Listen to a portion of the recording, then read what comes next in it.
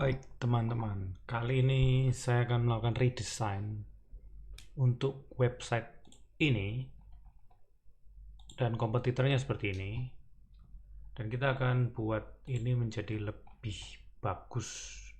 Uh, Desainnya sekarang masih ya ala kadarnya, jadi kita akan coba menggunakan AI Google Stitch untuk mengubah website ini menjadi lebih sedikit profesional. Mungkin nggak bagus-bagus banget, tapi jauh lebih bagus gitu, jauh lebih baik lah. Nah, kompetitornya adalah ini. Nah, tahap yang perlu dilakukan terlebih dahulu adalah kita harus breakdown sitemapnya dulu, teman-teman.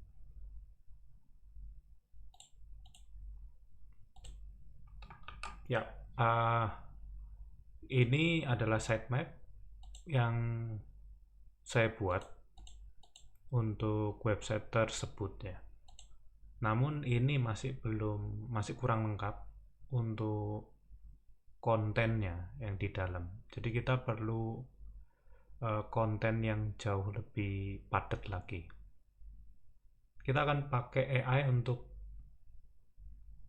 melakukan rincian dari setiap halamannya. Oke, jadi di sini saya mencoba untuk breakdown website kompetitor dan saya suruh meringkas semuanya. Oke, jadi dari rincian di atas saya mencoba membedah menjadi lebih sederhana, yaitu membuat kerangkanya tapi tanpa konten. Dan ini akan kita gunakan untuk acuan website yang akan kita buat, yang akan kita desain.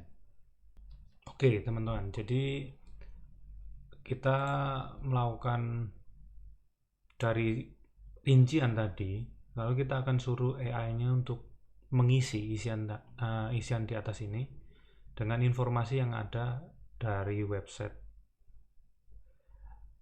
yang ini. Nah, kira-kira seperti ini. Ini yang nanti kita akan copy dan kita akan pakai sebagai acuannya nanti di Google Stitch. Kita akan coba poles hasilnya dari AI karena pasti ada yang kurang tepat pastinya. Jadi tidak boleh 100% percaya gitu. Oke, kita akan coba persingkat bagian produk ini. Kita akan samakan dengan seperti ini. Kita coba AI untuk menganalisa ya. Oke, kalau sudah kita ke Google Stitch. Oke, kita akan mendesain homepage dengan identitas yang sudah dibuat seperti ini.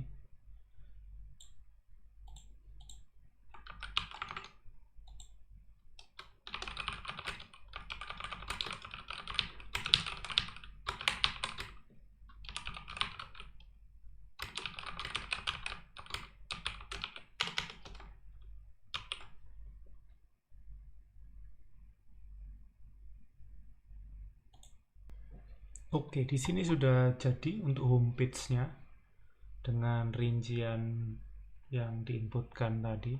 Di sini pentingnya originalitas.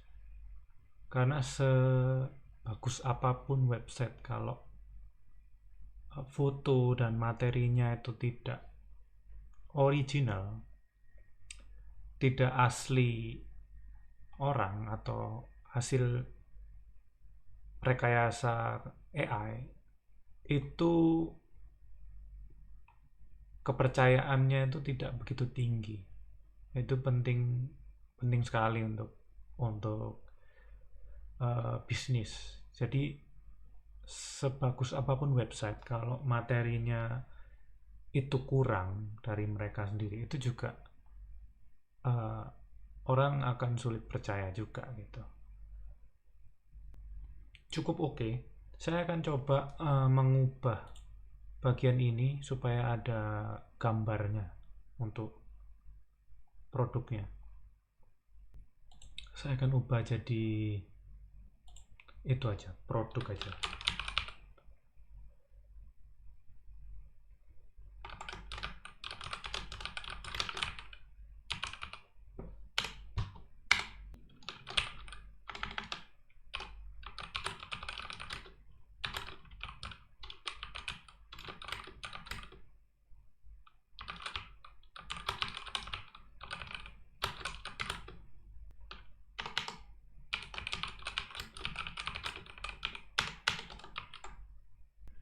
Ini adalah hasil terbarunya.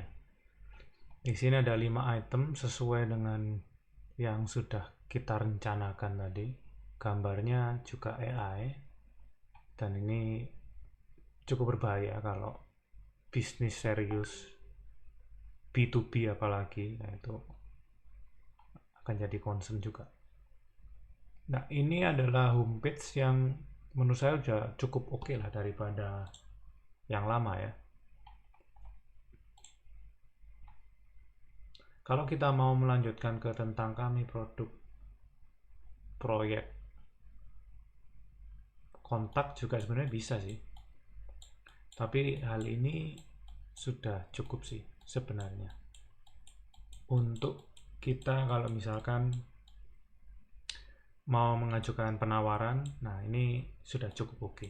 Kita coba ekspor ya. Kalau mau lanjut sebenarnya tetap kita bisa buat. Jadi di sini ya, mungkin ada yang bingung. Kita punya 2 versi.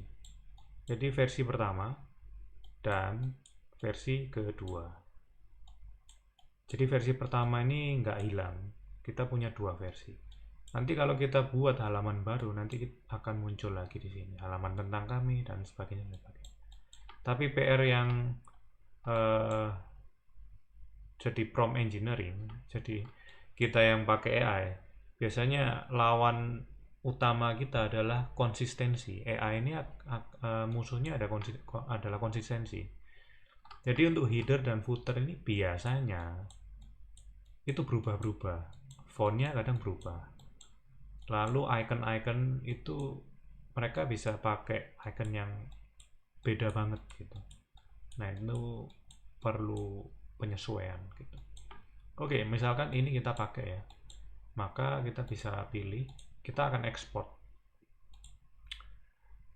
dan kita akan kirim gambarnya ke katakanlah calon klien gitu. Itu bisa, kita akan download hasilnya, nanti kita akan ekstrak. Nah nanti ada 3 item code, ini sudah jadi HTML-nya. Kalau ini itu desainnya, instruksinya sebenarnya. Kalau kita mau pakai lagi untuk AI berikutnya, kita bisa pakai ini sebagai acuan. Dan previewnya, nah ini.